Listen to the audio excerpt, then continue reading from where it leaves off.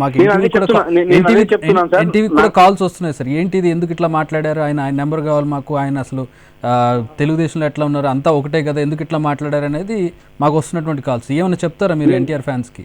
నేను అదే చెప్తున్నాను సార్. ఒక వీడియో రిలీజ్ చేస్తాను, మీకు అని పెడతాను, ఒకసారి పంపించండి సార్ అభిమానులకి.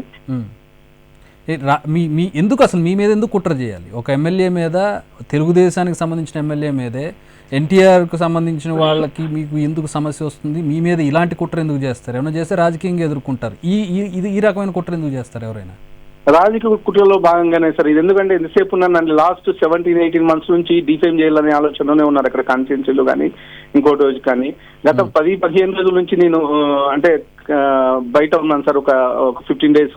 ఆ 15 days లో కానీ అనంతపూర్లో చాలా జరిగాయి. అక్కడ లోకల్ రిపోర్టర్స్ కానీ తెలుసు.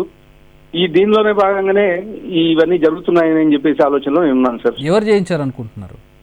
తెలియదు సార్, అది ఇప్పుడు ఎవరు చేయించిందో తెలియదు నాకు. ఇప్పుడు ఇందాకే వచ్చింది సార్, ఒక 10 నిమిషాల ముందు వచ్చింది కాబట్టి ఖచ్చితంగా నేను దీని మీద ఎస్పీ గారికి ఆల్రెడీ కంప్లైంట్ చేశాను. ఎంక్వైరీ చేయించమని చెప్పేసి అడిగాను సార్ నేను.